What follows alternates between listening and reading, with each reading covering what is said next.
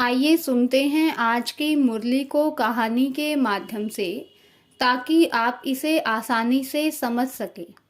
कहानी का शीर्षक है मौत सामने खड़ी है। मौत सामने खड़ी है। रात का समय था, तेज बारिश हो रही थी। सड़क पर एक कार बहुत तेजी से दौड़ रही थी। कार में बैठा 21 साल का विवान गुस्से में था। उसका अपने घरवालों से झगड़ा हुआ था। इस दुनिया में कोई किसी का नहीं, सब मतलब के रिश्ते हैं। वह खुद से ये बातें बोल रहा था। अचानक सामने से एक ट्रक आया। विवान ने घबराकर ब्रेक मारी। कार सड़क किनारे पेड़ से टकरा गई। वह बाल बाल बच गया। कुछ देर तक कार में बैठा कांपता रहा। उसके मन में पहली बार ख्याल आया, अगर आज मैं मर जाता तो मेरे साथ क्या होता। उसी समय उसे सामने एक छोटा सा बोर्ड दिखाई दिया, जिस पर लिखा हुआ था ओम शांति भवन। बारिश बहुत तेज थी, इसलिए वह अंदर चला गया। अंदर कुछ लोग बैठे थे। एक ब्रह्मा कुमारी दीदी शांति से बोल रही थी, बच्चे, मौत कभी भी सामने खड़ी हो सकती है, इसलिए जीवन को बदलने का समय अभी है। यह सुनकर विवान चौंक गया। उसे लगा जैसे यह बात उसी के लिए कही गई हो।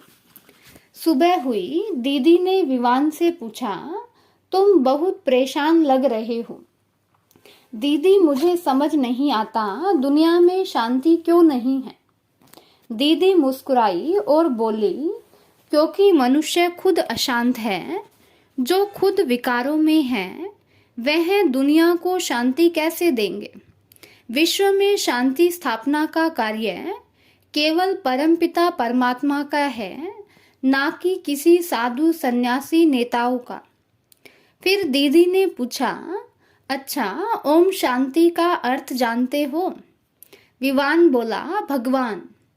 दीदी ने प्यार से कहा, नहीं, ओम शांति अर्थात मैं आत्मा शांत स्वरूप हूँ। ओम माना मैं आत्मा, शांति मेरा स्वधर्म है। यह शरीर मेरा वस्त्र है। विवान पहली बार इतनी गहराई से सुन रहा था।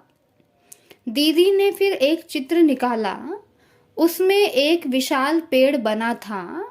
यह मनुष्य सृष्टि रूपी झाड़ है, दीदी बोली, और इसका बीज कौन है जानते हो। भगवान। विवान बोला, हाँ, ज्ञान का सागर शिव बाबा, वही सृष्टि के आदि मध्य और अंत का ज्ञान देते हैं। फिर उन्होंने पूछा, गीता का भगवान कौन। विवान तुरंत बोला, श्री कृष्ण। दीदी मुस्कुराई, यही दुनिया की सबसे बड़ी भूल है। श्री कृष्ण देवता है, भगवान नहीं। निराकार शिव ही आकर गीता ज्ञान देते हैं। विवान सोच में पड़ गया और कुछ दिनों के लिए सेंटर नहीं गया। कुछ दिन बाद वह रोज सेंटर जाने लगा। एक दिन दीदी ने पूछा, तुम्हारे हिसाब से सबसे बड़ा दुश्मन कौन है। गुस्सा। विवान बोला। दीदी ने कहा, उससे भी बड़ा है काम विकार। यही महाशत्रु है। यह आदि मध्य अंत दुख देता है। विवान को अपनी गलत आदतें याद आने लगी। मोबाइल की लत, गलत संगत, गंदे विचार। उसकी आंखें झुक गईं। दीदी बोली, कोई बात नहीं, याद की शक्ति से आत्मा फिर पवित्र बन सकती है। एक दिन दीदी ने 84 जन्मों का चक्र समझाया। तुम ही पहले देवता थे, फिर जन्म जन्म लेते लेते आत्मा में विकारों की खाद पड़ती गई। मतलब मैं भी पहले पवित्र था। विवेक ने पूछा। हाँ, भारत स्वर्ग था, फिर रावण राज्य में पतित बन गया। धीरे धीरे अब विवान बदलने लगा। उसके दोस्त उसका मजाक उड़ाने लगे, लेकिन वह शांत रहता, क्योंकि अब उसे समझ आ गया है, एक बाप से प्रीत रखना ही सच्चे पांडव की निशानी है। लेकिन माया ने भी हार नहीं मानी। पुराने दोस्त उसे फिर गलत रास्ते पे खींचने लगे। एक दिन उसका मन बहुत डगमगाया। उसे लगा अब वह वापिस से फंस जाएगा। तब उसे मुरली की बात याद आई। माया का काम है आना और आपका काम है विजयी बनना। वह बैठा और शिव बाबा को याद करने लगा। धीरे धीरे मन शांत हो गया। एक दिन गांव का एक आदमी जो सबको गालियां देता था सेंटर आया। सब उसे देखकर दूर हट गए, लेकिन विवान उसके पास गया, क्योंकि उसे वरदान याद था, अपकारी आत्मा से भी घृणा नहीं, रहमदिल बनो। उसने उसे प्यार से समझाया। कुछ महीनों बाद वही आदमी बदल गया। लोग हैरान थे। समय बीतता गया। अब विवान के चेहरे पर पहले जैसी बेचैनी नहीं थी। एक दिन उसने दीदी से पूछा, दीदी अगर फिर कोई मुश्किल आ जाए तो क्या करे? दीदी मुस्कुराई, मुश्किल को वार नहीं खेल समझो। खेल समझोगे तो खुशी खुशी पार हो जाओगे। एक दिन वही सड़क, वही जगह जहां कभी उसकी कार टकराई थी, विवान वहां खड़ा मुस्कुरा रहा था।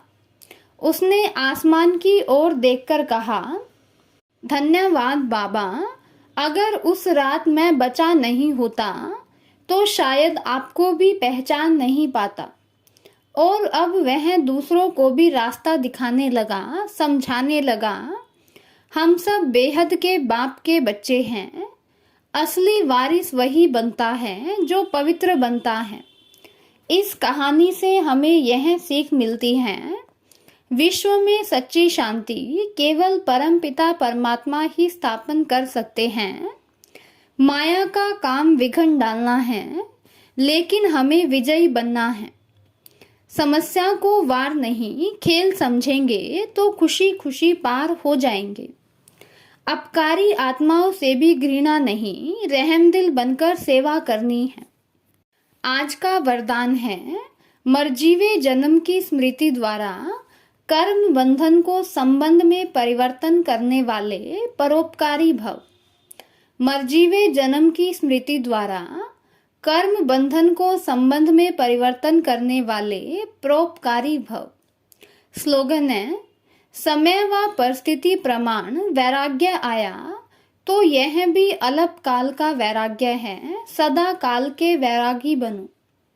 समय व परिस्थिति प्रमाण वैराग्य आया तो यह भी अल्प काल का वैराग्य है, सदा काल के वैरागी बनो।